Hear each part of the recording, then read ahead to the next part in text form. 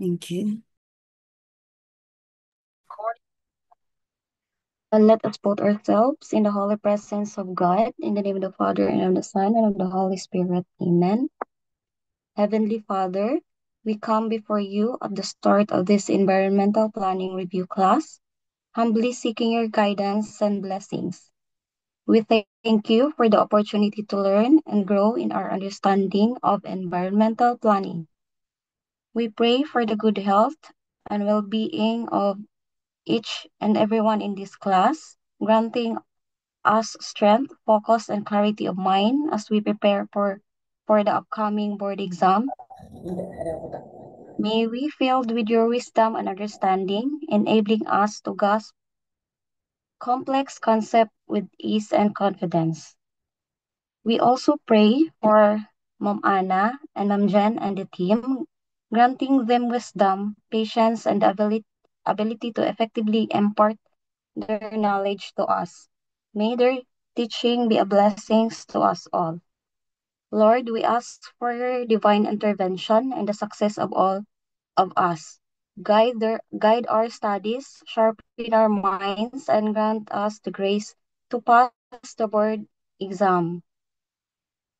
May our efforts be rewarded with success, and may we be the instrument of positive change in the field of environmental planning. We offer these prayers in your holy name. Amen. In the name of the Father, and of the Son, and of the Holy Thank you. Hi, Joy. So tonight, I would like to bring back again the Philippine environmental laws. Although some of you here already belonging to the earlier batch already heard this one, but let's try to review again so that it will be in consonance with area 3. Please bear with my voice again. So it's lecture 8. So we're not doing like a lecture 1, 2, 3, because it will depend on on where we are, especially in the table of specifications. All right. So um under Philippine environmental laws, we will do something like the chronological or chronologically arrange or how environmental laws had evolved since 1975. We will start with 1975 Jen. So there you go. It's called National Environmental Policy in 1975. It was enacted through PD 1151, but first things first, before there was PD 1151, um we had this general framework called the National Environmental Policy in 1975. So please remember that, okay? It laid the foundation for environmental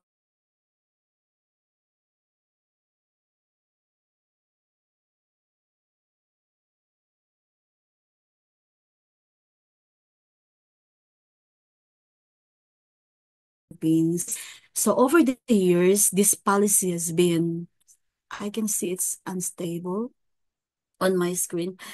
I hope you can still hear me. So over the years, this policy has been reinforced by more specific environmental laws, addressing key areas such as air quality, water resources, waste management, forests and protected areas, wildlife conservation, pollution control, and a lot more. So, I think we can go past that. And as I was, Jen, can you stay on? Doon muna siguro sa 1975. All right, before that, so earlier, yung yan muna, so that they can see the chronology. All right. Uh, the This evolution of environmental laws in Philippines reflects the country's growing recognition of the need for sustainable development. What else? Environmental protection and resource conservation. So from broad policy frameworks to specific laws addressing air, water, waste, forest, biodiversity, and pollution. So we're now tracing how environmental legislation has responded to challenges over time. The earliest environmental policies were primarily reactive, so they're not proactive. Since it was aimed at addressing emerging concerns, and over time also, legislation became more comprehensive and proactive, integrating principles of sustainable development, climate resilience, and environmental justice. So we must understand this tonight that why these laws were created and what gaps they aim to fill and how they have evolved in response to new environmental realities and international commitments. So we can go now to the next slide. All right, so you're seeing PD 1151. It's called Philippine Environmental Policy, issued on April 18, 1977. So this was actually the first major environmental policy in the Philippines under PD 1151. So this decree recognized the right of every Filipino to a healthful environment and set the stage for future laws by introducing the environmental impact statement.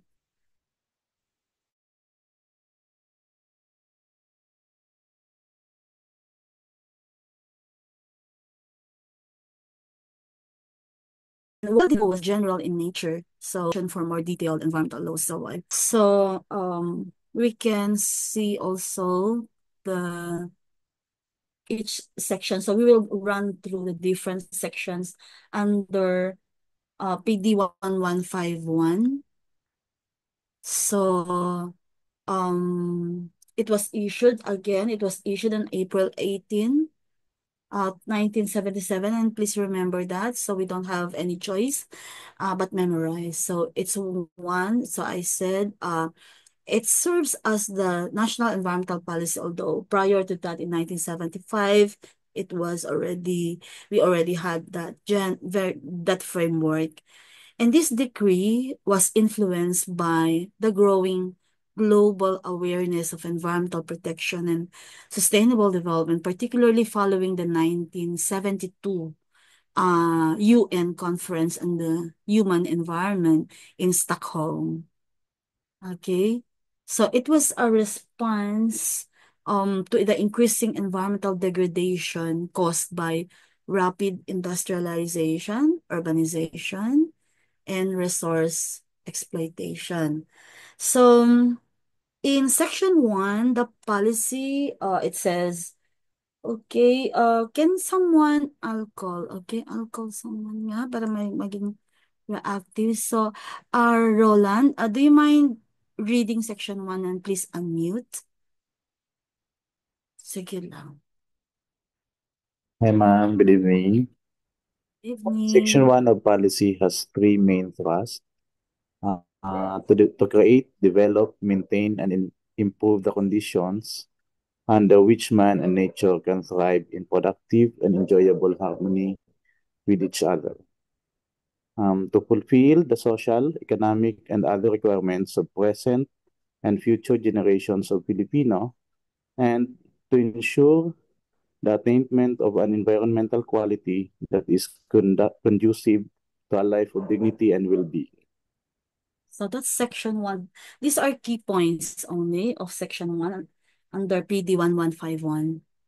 Okay, so those are the three main thrusts that Roland has just um read in this on screen. So the decree number 1, the decree promotes the creation.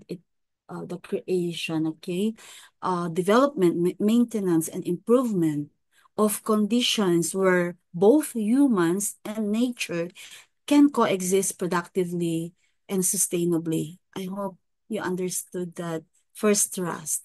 Also, that first trust reflects the idea that environmental conservation is not just protecting nature, but also ensuring that humans can thrive in balance with it. So that's the first trust. And then also in the second trust, PD 1151 highlights the principle of intergenerational responsibility because it says to fulfill the social, economic, and other requirements of present and future generations of Filipino. And when we say present and future generations, that's the principle of intergenerational responsibility. And please remember that principle, ensuring that these factors, social, economic, and environmental resources are available not only for the current or the present generation, but for future generations. Oh, that's the second trust. And then also under the same trust, the second trust, it also aligns with sustainable development goals that we have now, right? So the yeah, before the SDG, there was Millennium Development Goals. So from MDGs to the SDGs, still the second trust aligns and it aims to still balance economic growth with environmental protection. So actually, you don't need to memorize this part, but you need to understand and you need to imagine and picture it, okay, in your mind. So number three, to ensure the attainment of environmental quality that is conducive to a life of dignity and well-being. So this policy recognizes that a healthy environment is essential to a dignified life. And this principle also supports the constitutional right of Filipinos to a balanced and healthful ecology. It was enshrined actually in Article 2, Section 16 of the 1987 Philippine Constitution. Please don't forget that. Please memorize Article 2, Section 16 of the 1987 Constitution about the right of Filipinos to a balanced and healthful ecology. And these are what we call the yeah, it does not need an enabling law because it belongs to what? Here we already have that it was enshrined in the 1987 Constitution that we have all Filipinos have the right to a balanced and healthful ecology. Now, we go to actually its principles continue to influence. So, regarding amendments, it still remain uh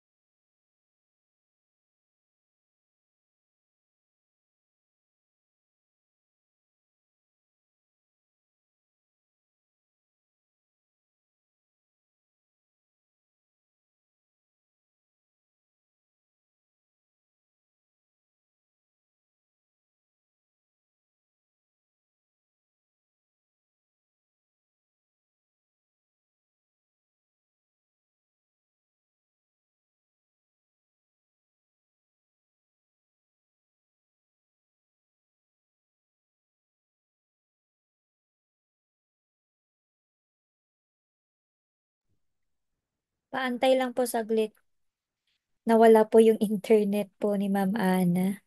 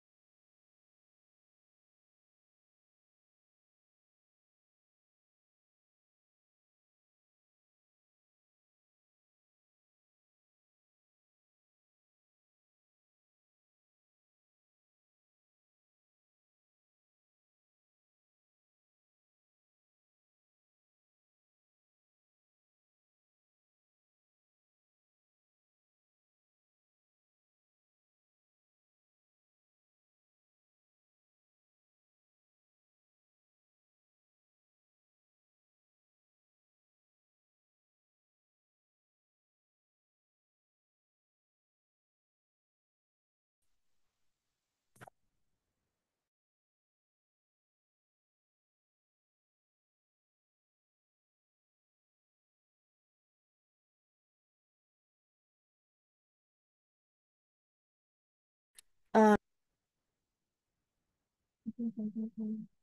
um, hmm. Can you hear me, Jamel?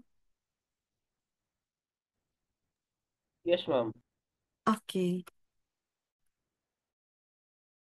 I'll continue.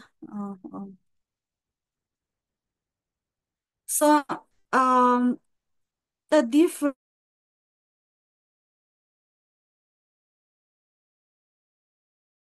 in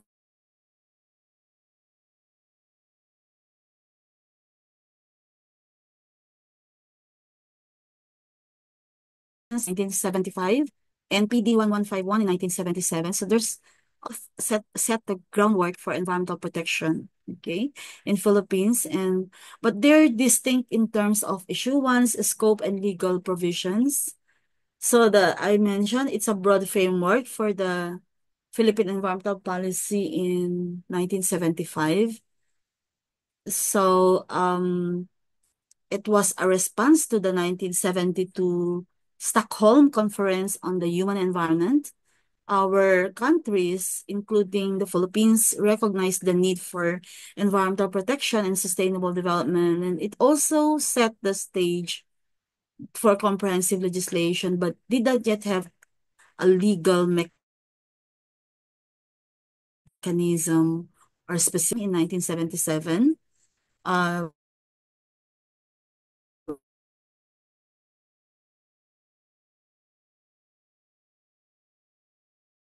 that's the often. PD 1151, issued on April 18, 1977, formally codified the Philippine environmental policy into law. It legally established the country's environmental goals and set the foundation for future environmental regulations. Besides that, it clarified also the responsibilities of government and the private sector in ensuring environmental protection. And earlier, uh, I discussed about the three main thrusts of PD 1151. So, we can go to section 2, then, already section 2. Okay. So, someone may I call also? May I call Monica to read all of section 2, the highlights of section 2?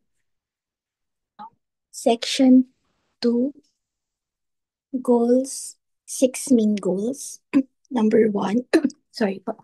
recognize, discharge, and fulfill the responsibilities of each generation as trustee and guardian of the environment for succeeding generations. Number two, assure the people of a safe, decent, healthful, productive, and aesthetic environment. Number three, encourage the widest exploitation of the environment without degrading it or endangering human life, health, and safety, or creating conditions adverse to agriculture, commerce, and industry. Number four, preserve important historic and cultural aspects of the Philippine heritage. Number five, attain a rational and orderly balance between population and resource use. And number six, improve the utilization of renewable and non-renewable resources. Thank you, Monica, for reading the six main goals. So again, like the three trusts that I've discussed earlier and read earlier, um, we again bring back intergenerational responsibility and stewardship um in the six goals. So it recognizes that each generation serves as a trustee and guardian of the environment for the benefit of future generations. So please remember those terms, trustee and guardian of the environment for the benefit of future generations. And um, I mentioned about intergeneration principle, and then again, it aligns with the concept of intergenerational equity. Later reinforced in the landmark case Oposa versus Factoral in 1993. So this one is 1997, and then but earlier mas nauna yung landmark case Oposa versus Factoran, which upheld the right of future generations to a balanced and healthful ecology. And it's intended to promote long-term sustainability rather than short-term exploitation of natural resources. So number two there, a safe, healthful, aesthetic environment. So the decree mandates the government to provide clean air, potable water, and livable environment that enhances human well-being. And the goal is to prevent pollution, promote public health, and ensure that environmental quality supports a dignified way of life. And actually, this principle later influenced the Clean Air Act, the Clean Water Act, etc. So this one. Also, number three there, it encourages maximum economic use of resources while ensuring environmental sustainability. And again, still under number three, um, it requires industries to develop without degrading natural resources or endangering public health. And it introduced an early form, of polluter pays principle. Who said that before? Polluter pays principle in history? Someone? Unmute, please.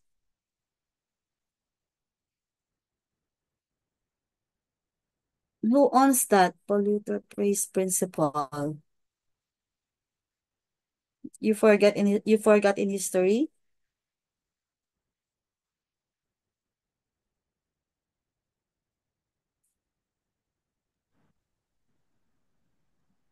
Was Plato, it ma'am. Plato? Plato po, ma'am. Plato. Great. So, I will continue that. So it introduced an early form of the, polluter pays principle, which was later institutionalized in laws such as the Ecological Solid Waste Management Act, or the RA 9003. So the goal of number three also supports agriculture, commerce, industry, to ensure that economic activities do not result in environmental harm. Under 4, it must it says it must also protect the historical and cultural landmarks of the country. So this goal recognizes that the built environment and cultural heritage sites contribute to national identity and sustainable tourism. And then it is later reinforced in the National Cultural Heritage Act of 2009, which is RA 100 or 10066,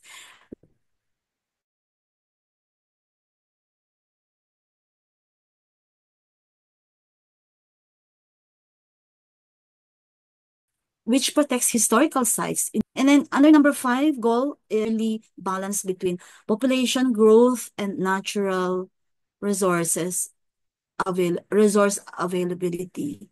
I hope you can still hear me.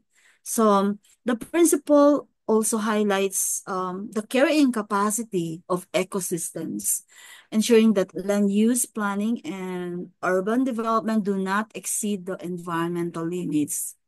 Also, it influenced later policies on urban planning, disaster risk reduction, climate change adaptation, and more.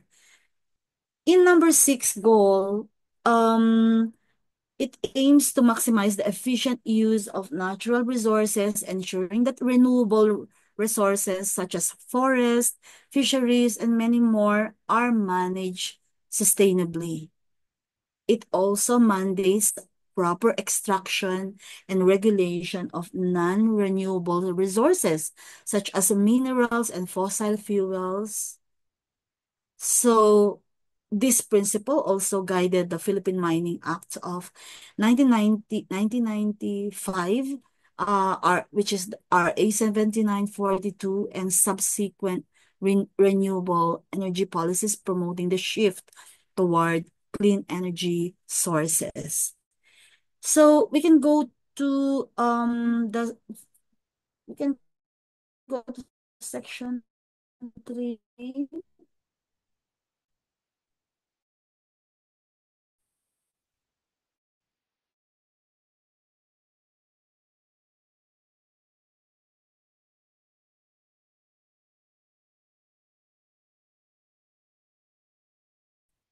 Read the short provision. Um, Please unmute. Otherwise, I can call someone else. Si Romel. Romel, please read.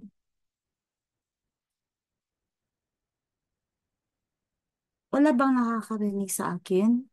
How about Mark? Mark? Hi, yes po, ma'am. Section Okay. 3, right to a healthy environment.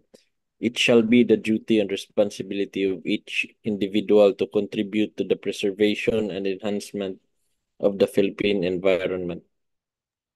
So that's a short provision.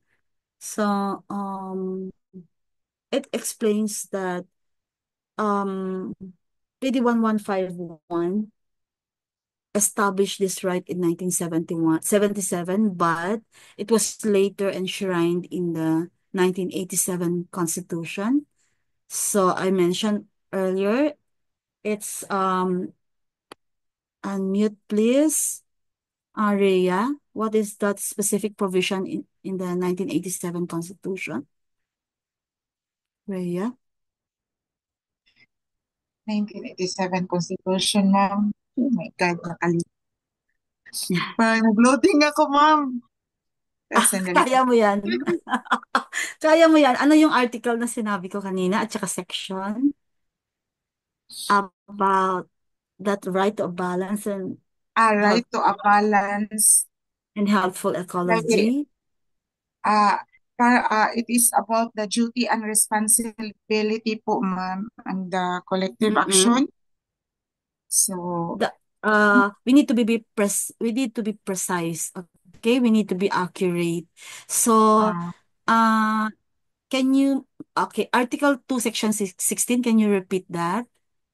article We need to have at the stage now of memorization. So, Article 2, Section 16 of the 1987 Constitution. Can you repeat that?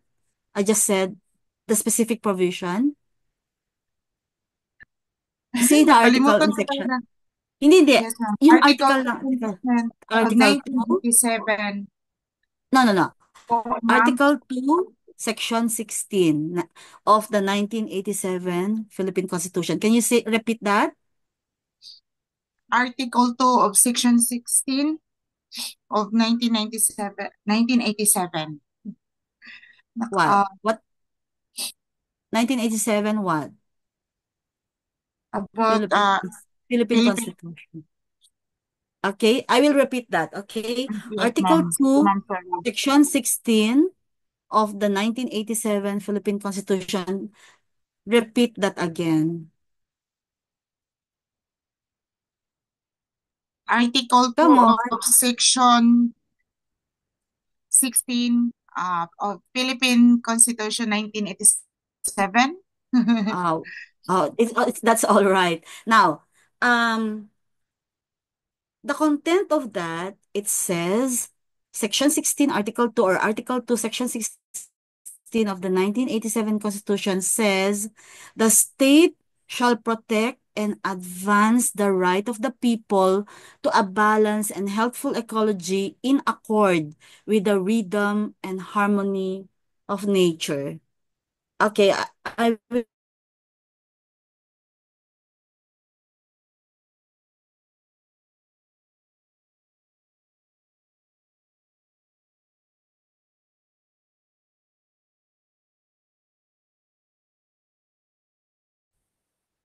Nawawala po kayo, just ma'am. state it.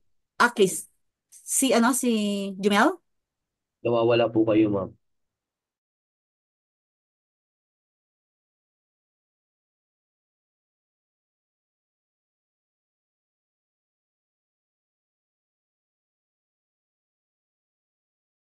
Me? Can you hear me now? Yes, ma'am. Okay. Okay na, ma'am. Can you repeat that provision? Article 2, Section 16 of 1987 po, ma'am. The Philippine Constitution. So what does it say? The state shall protect, promote the right of the people with a balance to a balance and healthful ecology in accord with kalimutan ko na lang. With basta may blank and harmony of nature. Kalimutan ko na yun, ma'am. Okay lang yan. Basta importante, you can memorize Section 16, Article 2, di ba? So, you will not regret it when you memorize that, okay? Even the content, the specific provision, you need to memorize that kasi kailangan natin yan. When you are there inside the room and it may be us, 10 or 2018, I predicted that Kevin Lynch will be asked in the board exam. And you know what? 50 items, just ration. So now this is very important provision. Um, not just for environmental planners, but for lawyers, and for others who are really, who have, who have an advocacy. Okay, so I will repeat that. We will not leave that until later. Meron tayong mga exercise na ganon that we need to memorize the exact provision. Pero, basta, kasi A, Section 16, B, Section 18, what if that will be asked and yun lang yung hindi ninyo, that will make you pass the board. Kumbaga, kulang na yung score ninyo and you did and you did not remember that. So walang mangyayari sa atin, pa? So anyway, so that's section 3, right to a healthy environment, but I mentioned about its relevance or its connection because the Constitution says so. Okay. So, where am I then? The state shall protect and advance the right of the people to a balanced and healthful ecology in accord with the rhythm and harmony of nature. And this provision, has since been used to strengthen legal claims related to environmental protection. Remember the Factoran case, right? So, in section 3, it introduces the concept of participatory environmental governance. So it says here the duty and responsibility of each individual to contribute to the preservation and enhancement of the Philippine environment. So that's participatory environmental governance, meaning that everyone has a role in conservation and sustainability efforts. So the idea that citizens must actively protect the environment later influence environmental laws such as the 9003 and then the Wildlife Resources Conservation and Protection Act of 2001, the RA 9147, which involves local communities in biodiversity conservation. Okay, just a moment. So then, so what's the legal precedent? So I mentioned about the Factoran case or the Oposa versus Factoran in 1993, that it was later cited in this case that where a group of children representing future generations successfully sued the government to stop deforestation. So we can only claim Bill of Rights when we are limiting uh the powers of the state. So it should be the state that's that has been in violation of the rights and not a private entity. So I would like to call Jumel. Jumel, can you tell us a little about, can you share the landmark case Oposa versus Factor and what happened? Ah, it's a group young person who oppose uh, uh, municipal or city approved uh, so environment establishments. So through their representatives, nagpasa sila sa Supreme Court. Doon nagkakaroon na ng decision sa lower, inakyat nila sa Supreme Court. And then, uh, nanalo sila sa case uh, because of the Article 2, Section 16. Yun yung in-invoke nila Mhm. for the balance of ecology, human ecology. Yun po yung So, yung pagkakaintindi ko mhm. as I recall So sa what were the issues, by the way? uh, What were the issues there, Jumel? I think it's, if not mistaken ma'am, yun parang uh, ano parang out Di ba meron tayong TLA? deforestation ma'am. Oo, yung cancellation of the timber license agreements. Yes ma'am. Yeah. So that's Deforestation po that yun. and then it constitutes a political question beyond the purview of the judiciary and it says that if the enforcement of environmental protection measures necessitates judicial intervention, so despite possible implications on government Yes. policy And so, ano pa yung ano doon yung issue? Do you remember they questioned the legal standing of the children, right? Because Yes, ma'am. they were minor Yeah. citizens and they were represented by their Yung nga parents. ma'am, yung principle nga po ni Aristotle na generation principle. Yun yung ginamit Yes, nila to invoke. Yes, ma'am. intergenerational. Kaya nanalo Oo. sila. Okay, so at least alam natin ganun, ano, yung, and also, it questioned whether, ordering the cancellation of TLAs violates the non-impairment of contracts clause within the Constitution. So, ano yung ruling doon? Paano siya nanalo? Anyway, at least alam na natin yung background, ano, and that they invoke this one, the, the Supreme Court recognized the concept of intergenerational responsibility, affirming that present generations have a duty to protect the environment for future Filipinos. So, as we are in the present generation, but we have the duty to protect also the environment of the future generation. You see how nice, Section 3 is? Of PD 1151, nauna pa nga ito eh.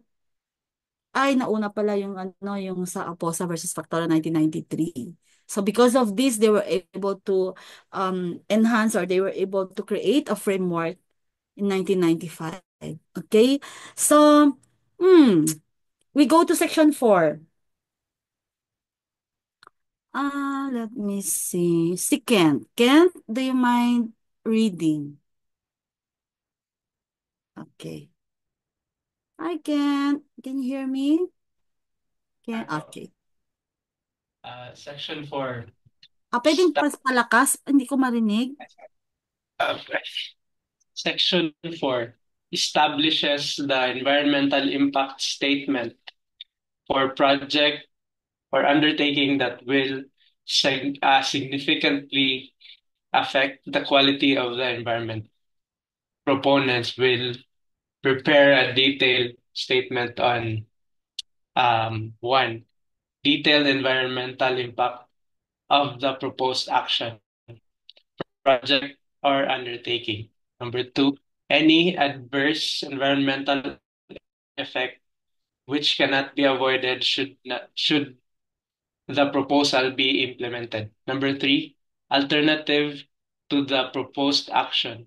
Number four, a determination that the short-term use of the resources of the environment are consistent with the maintenance and enhancement of the long-term productivity. And number five, whenever the proposal involves the use of depletable or non-renewable resources, a finding must be made that such use and commitment are warranted.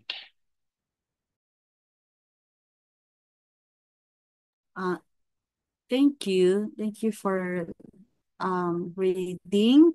So let's see. So what is section 4? What are the key points here?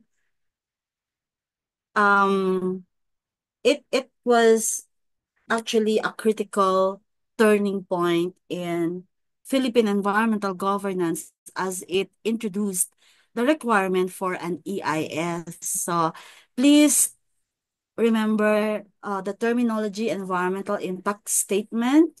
And this provision ensured that any project or activity that could significantly affect the environment must undergo environmental review process before implementation. And this section became the basis for PD 1586, which formally institutionalized the EIS system and making it a mandatory requirement for development projects in Philippines. So, magtatawag ako ha. Let me see. Sandali. Okay. Cannot see all others.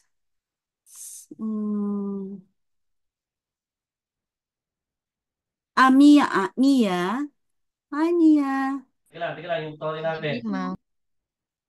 Okay. Mia, can you tell me a little about the EIA process? So, just to let me hear you. So what's your concept about the EIA process? Ma'am, the environmental impact assessment, ma'am, is the process. Ayun yung process, ma'am, na ano po, mag-assess ng impact ng isang project to the environment po. So, pag after assessment po, depende po sa project, may different po tayo na types of project na nakalagay po sa um I forgot po wait lang po. Isipin ko lang po yung Sige lang. PD wait RA sorry po. Dow 2003-30 procedural manual po for the uh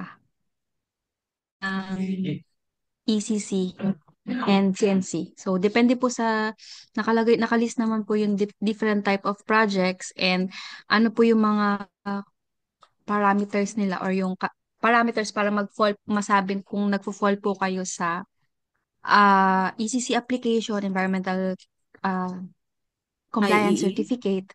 Mm-mm.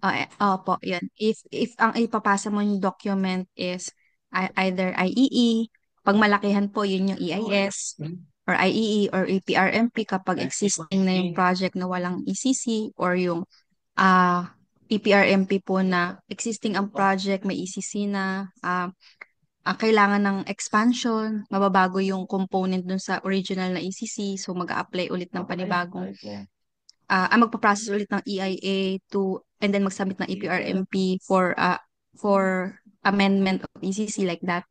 May mga projects naman po na simple lang, walang ganung impact po sa project. So, mga projects po na under project category D, so under CNC application po yun. Ano pa po ba? Yun lang po, Okay. brief lang. Thank you, Mia. Mia,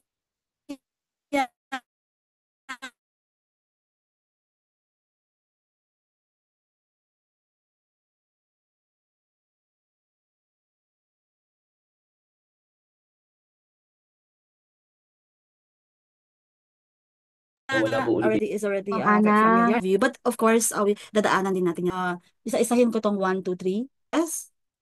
Hello? Okay. Unstable, ano? Okay, you can hear me now? Okay na ma'am, rinig na po.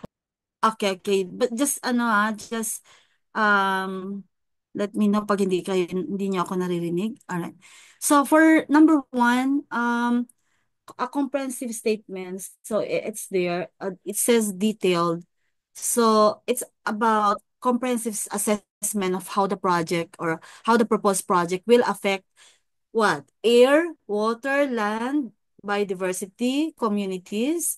So these are the things that we need to assess. Okay, we have a project, so we have this proposed project, and then detailed environmental impact analysis means that we need to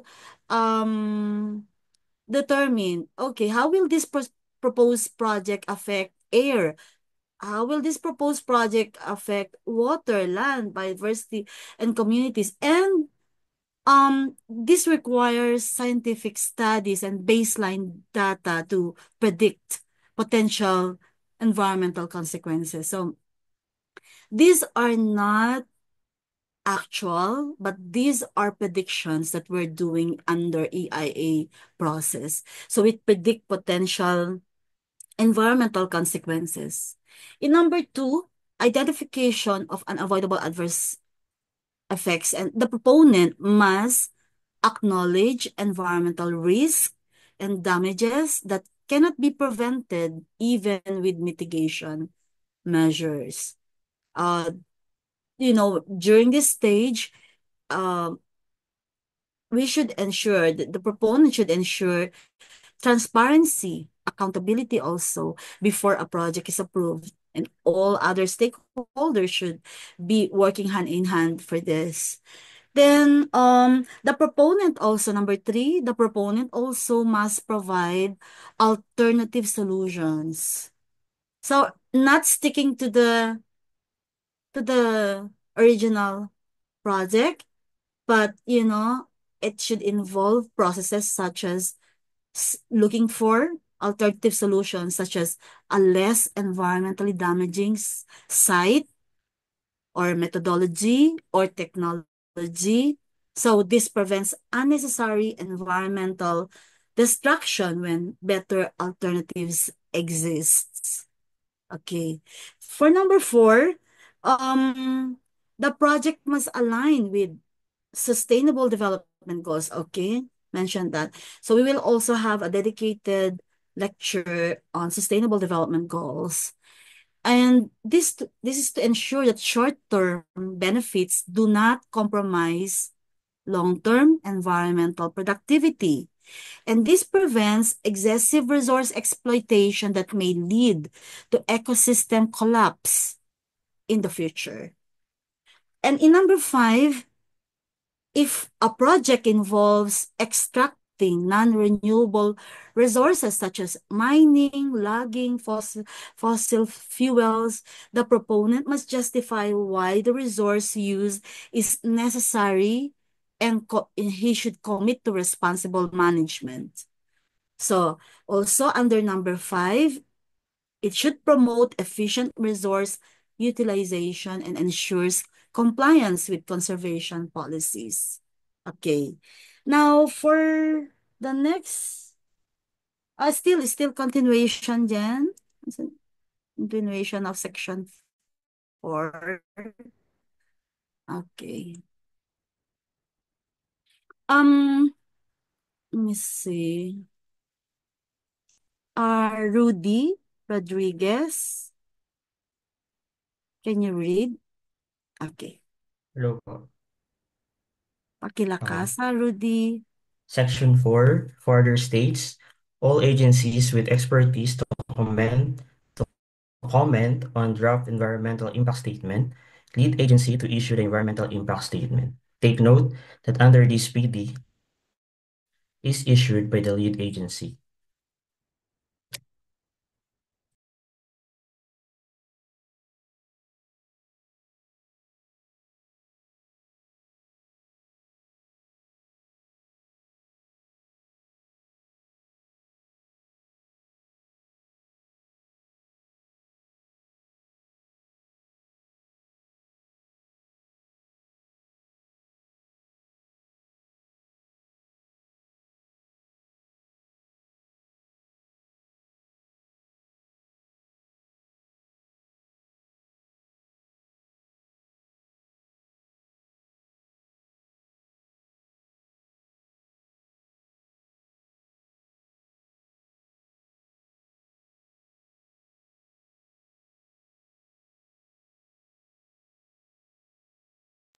Wala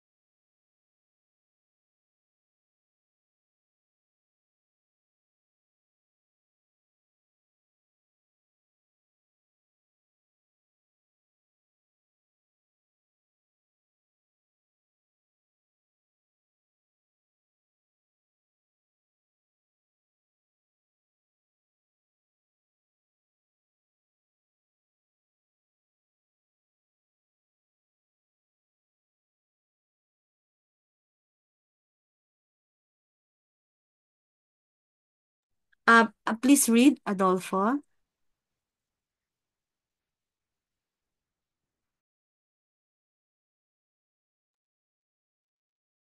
Hello. Evening po. Okay, good evening. Section 5. Each of the 19 agencies identified in LOI 422 as charged with environmental protection will have to prepare the respective guidelines, rules, and regulations to carry out the EIS. Okay. So we have the letter of instruction, okay, for Tutu. There are 19 agencies. By the way, LOI 422, 1976, was issued by the late President Ferdinand Marcos, okay, to coordinate government efforts in environmental protection and resource management. And in this LOI, it identified 19 agencies responsible for environmental protection in various sectors, such as I also mentioned earlier, agriculture, fisheries, then forestry.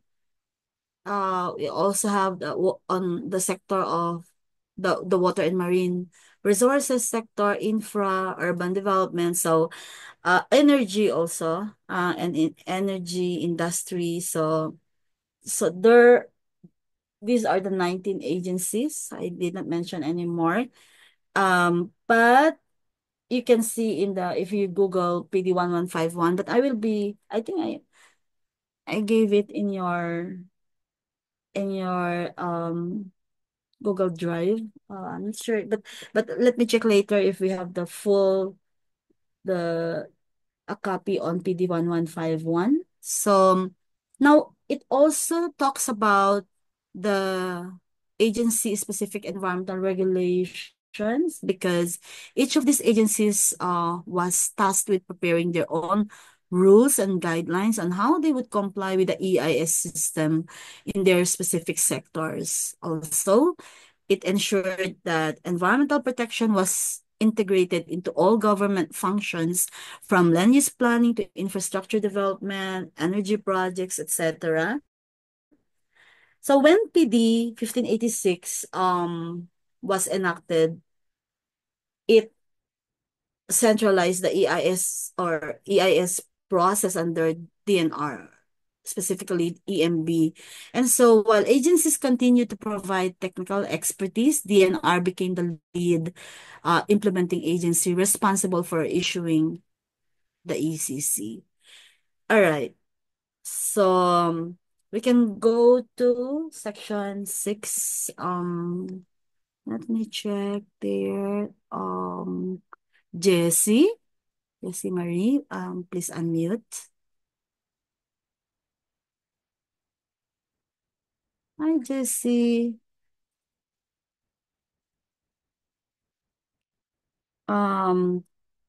Anyway, no, okay, yan. How about Nurhanina? I'll just read. Hi.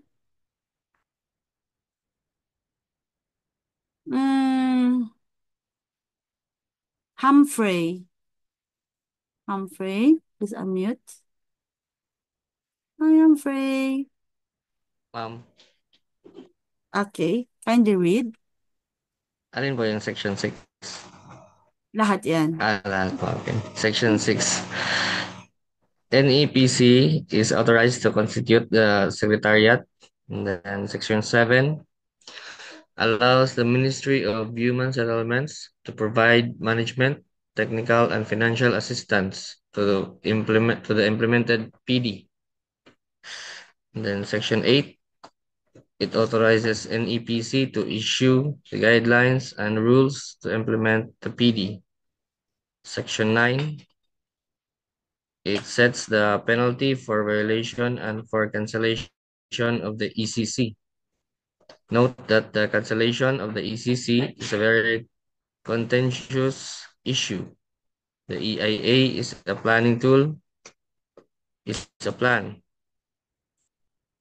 The ECC is really more of a procedural aspect borrowed from the US jurisprudence. And then Section 10, it allows the use of a revolving fund from fines imposed by the NPCC. Okay, Humphrey, so what do you mean by this note? The cancellation of the ECC is a very contentious issue. What do you mean contentious? To be honest po, ma'am, wala Controversial. pa akong masyadong background. Don't worry about that. So, ibig sabihin, it's a controversial issue. When when you cancel an ECC and it becomes so big as an issue. So it's a controversial issue. So that's what it means. Thank you, Humphrey, for reading. And then, of course, I need to go to those sections, section 6. So binasa yun ni Humphrey. NEPC, meaning National Environment Protection Council. It was designated as the primary coordinating body during that time, okay? For what? For environmental policy implementation. Then, the Secretariat also, still under Section 6, was tasked with policy formulation, enforcement, and monitoring of environmental compliance. So, ang dami niyang task, di ba? Yung Secretariat.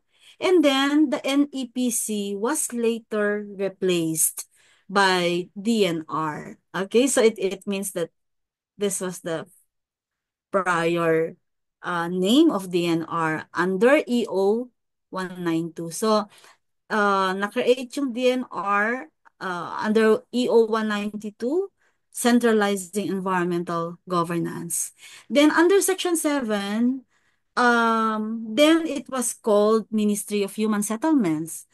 And then it was responsible for integrating environmental planning into urban and regional development. So I hope you remember this one. Who knows, it will come out. It will be asked during the boards. Because these are critical issues under environmental laws. So again, MHS, Ministry of Human Settlements, they before it was responsible for integrating environmental planning into urban and regional development. And it also provided technical, financial, and management support to ensure environmental protection and was aligned with land use and settlement planning. And then it was later transferred, this particular function, later transferred to to Housing and Land Use Regulatory Board, now DSUD, right?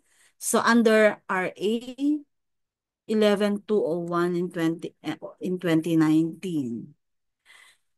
We're not yet dealing with specific special laws, but we're just making an overview, or I'm just trying to discuss how environmental laws had evolved and what were those items, or what were the highlights of PD 1151.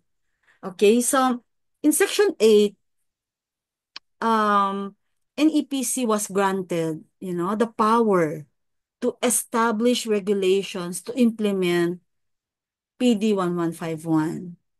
And this provision laid the foundation for the EIS system, which was later institutionalized under PD 1586. So I hope you're getting that correctly. And today, this function is handled by DNR-EMB, which oversees the issuance of ECC. So that's number 8. I'm just trying to expand the content of Section 8 here. And Section 9, all about penalties for violations and ECC cancellation. which we mentioned earlier, contentious means it's controversial. So this section introduced sanctions for non-compliance with environmental regulations. One of the most critical penalties was the cancellation of ECC if a project was found to violate environmental laws. The ECC derived from U.S. environmental jurisprudence during that projects undergo proper environmental impact assessment before approval. I think this was also mentioned by Mia Ann. So the cancellation of ECCs remains a controversial issue or contentious, particularly for projects that have already commenced operations. Just imagine that you were already operating and suddenly they cut it and they cancel your ECC. So you cannot continue operating, right? So everyone will talk about it. Media will, you know, um will expose it, right? So in section 10, this is about the revolving fund from environmental fines, the fines that being imposed by by the agency. So fines collected from environmental violations were allocated to a revolving fund, which was used for number one, environmental monitoring and enforcement programs. Number two, for rehabilitation of damaged ecosystems. Number three, for capacity building for regulatory agencies. So the revolving fund system continues today, particularly in solid waste management, and which allows LGUs to use fines for local environmental initiatives and many more uses. So we can go to the next one. Okay, this is important. The LOI 422. Let me just check. Okay. Christine. Yes po, good evening. Good Earlier, LOI 422 enumerated the different agencies in charge of environmental protection. LOI 422 was for strong integration of environmental concerns in the 19 agencies identified as agencies concerned with the environment. Department of Natural Resources was directed to initiate the creation of the interagency committee. Thanks, Christine. So here, okay. It was issued on, this LOI issued on June 6, 1976. It was a significant directive that laid the groundwork for interagency cooperation in environmental protection in Philippines, and it mandated the integration of environmental concerns into the functions of various government agencies and called for the creation of an interagency committee on the on the environment. So LOI 422 enumerated 19 government agencies. We've done that. I mean, we already know that. And so yeah. What else? It also emphasized that environmental concerns should not be treated separately, but must be integrated into economic, social, land use planning. And this directive paved for the inclusion of environmental policies in infrastructure, land development, agriculture, industrial projects, and many more. So it also emphasized the role of DNR, because it was directed to initiate and oversee the creation of the interagency committee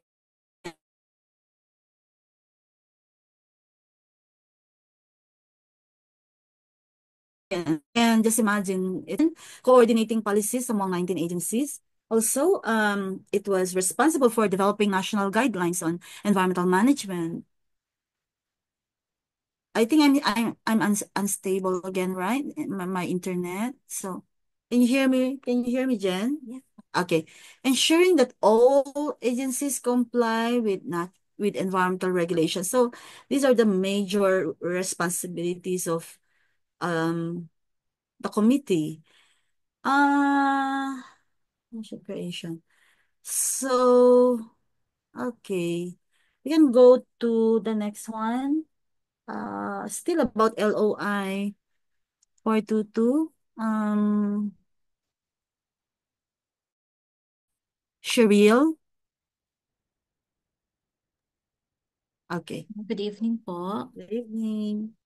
Okay, earlier LOI 422 enumerated the different agencies in charge of environmental protection. LOI 422 was for strong integration of environmental concerns in the 19 agencies identified as agencies concerned with environment. Department of Natural Resources was directed to initiate the creation of the interagency committee. Okay. So, let me check that. LOI.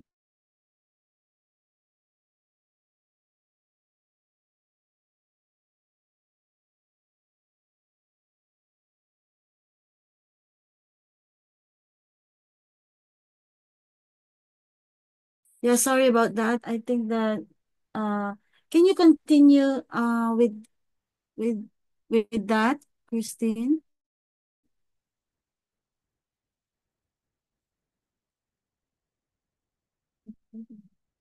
Hello? Ah, sino nang kanina? Cheryl? Cheryl, please, can you Yes, continue? ma'am. Yan ba Mm-mm. yung binasa mo? Iba ano?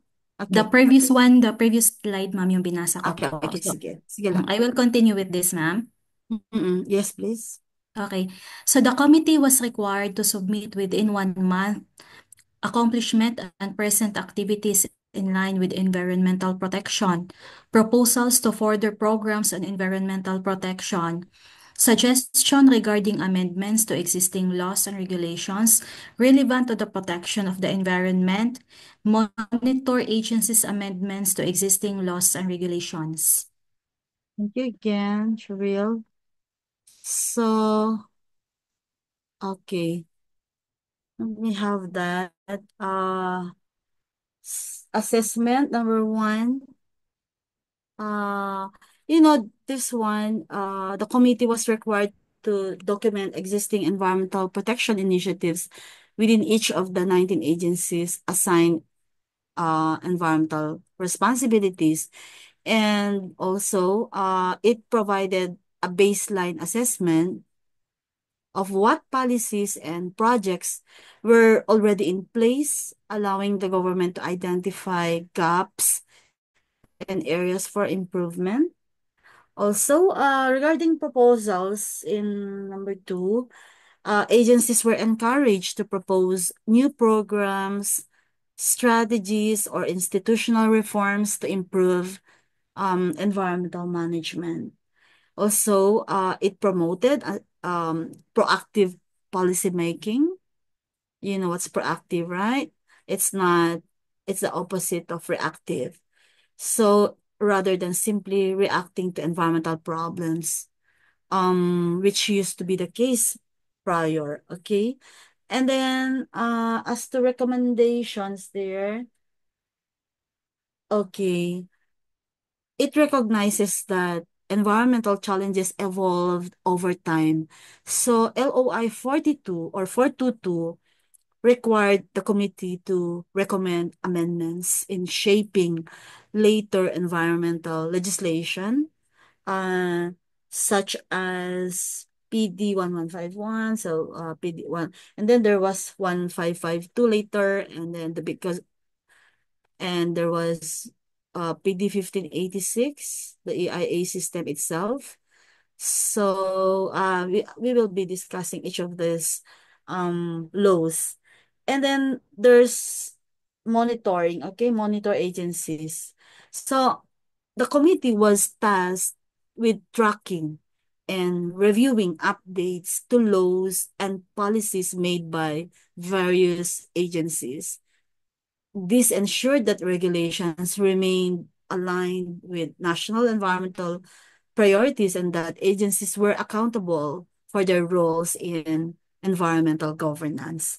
So, we go to the okay, and historical background. Let me go there. Okay, check that. Flynn, do you mind, please? Good evening, ma'am. Good evening. Historical background. Prior to the LOI 422, the National Pollution Control Commission was the environmental agency. When martial law was created, the NPCC was transferred directly under the office of the president. The NPCC was practically headed by police, but the police were weak on policy.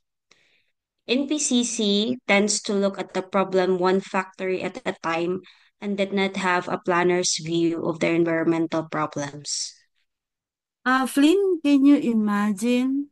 It was the police who was practically heading the NPCC. So, did you know about this before or ngayon mo lang narinig? Ngayon lang po, ma'am. Okay, okay. So, that one, okay, the NPCC was created in actually 1971? So through RA 3931, also known as the National Water and Air Pollution Control Commission Act. So its primary focus, okay, I'm referring to National Pollution Control Commission, was its primary focus was on controlling pollution from sources such as industrial and commercial establishment, particularly water and air pollution. Okay, it was originally housed under the Department of Public Works, Transportation, and Communication. So, halo-halo noon eh. So, indicating that it was more infrastructure focused rather than an independent environmental regulator. So, when martial law was declared in 1972, the NPCC was placed under the direct control of the Office of the President, increasing its enforcement powers. However, the NPCC was largely composed of police officers whose expertise was in law enforcement rather than environmental policy. So this resulted in a fragmented approach to environmental regulation during the martial law period, where enforcement was conducted on a case-to-case basis, like one factory at a time, rather than through comprehensive environmental planning. I hope you understood that narrative. So, NPCC also tends to look at the problem. Okay, it says there. So, the NPCC focus on individual polluters. So that's what it means. Rather than looking at environmental issues in broader or ecosystem-based perspective. During that time, there was no integration of land use planning, resource management, or sustainability frameworks, which later became key considerations in modern environmental policy. And so, recognizing these gaps, LOI 422 was issued in 1976 to broaden the environmental governance framework, incorporating multiple agencies beyond pollution control. So, you can go to probably a few slides more, okay? I will read this, recognizes the multidisciplinary nature of environmental concerns. So it has a preamble, and then it's strengthening the role of the National Environment Protection Council, the NPPC, created under PD 1121. So, under PD 1152, uh, it explicitly acknowledges that environmental issues cannot be addressed in isolation. It emphasizes that solutions require cooperation across different disciplines, including urban and regional planning. Then there's resource management and conservation, public health, and pollution control. And then there was also industrial development regulations. So this recognition led to the integration of scientific, economic, legal, and social approaches in environmental policymaking. Also, it is in this law because PD 1121 in 1977 created the NEPC, okay? The NEPC there, can you see? So, it became the central agency for environmental governance. And then PD 1152, it was PD 1152 that reinforced NEPC's authority um by giving it the power to, number one, formulate and implement environmental policies and programs. Also, to coordinate with other government agencies, LGUs, and the private sector, and ensure compliance with environmental law. So, however, NEPC was later replaced by DNR. So that was what I was trying to drive at. That NEPC was mm, I forgot the term. But that's the one that DNR had replaced under EO 192 in 1987, which centralized environmental management functions. So, if you can turn it to the next page, Jen. That one, Title 1, Air Quality. So, we're going there anyway. But let me just finish 1152. So may I ask, so that I can save my voice here. My joy. And then, I think nakaalis yan, no? SARS. Who is SARS? Hi. Hi, ma'am. Good evening. Good evening. Si Sarah. Okay. Uh, Title 1 is on air quality management, prescribes the establishment of ambient air quality, emissions from fixed and mobile sources, noise, aircraft noise, and radioactive emissions. Agencies involved: Philippine Atomic Energy Commission for radioactive emissions, LTCs, now LTO for vehicular emission, Civil Aeronautics Administration with NPCC, Weather Modification with PAG-ASA, all others with NPCC. Thank you, Sarah. So that's Title 1. Anyway, what's ambient air quality standards? These were prescribed to regulate acceptable levels of air pollutants in the environment. And these standards were designed to protect public health and the environment from harmful air contaminants, such as carbon monoxide, sulfur dioxide, etc. So, there was a mention about fixed and mobile sources. So fixed sources, what are these fixed sources? These are the factories, power plants, industrial operations, and that industrial operations were required to install air pollution control devices. And mobile sources, these are motor vehicles and aircraft, had to comply with emission standards to minimize pollution. So, still in Title 1, several government agencies were assigned specific roles in enforcing air quality regulations. So, Sarah mentioned or read that there's this Philippine Atomic Energy Commission now. It has a different name now. It's called Philippine Nuclear Research Institute.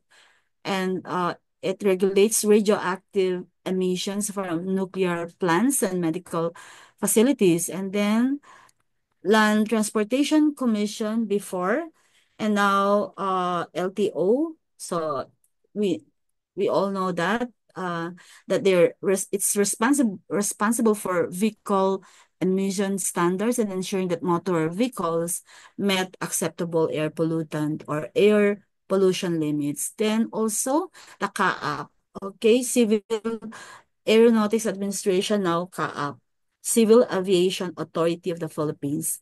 Um, this agency worked with the National Pollution Control Commission or NPCC to regulate aircraft emissions and noise pollution.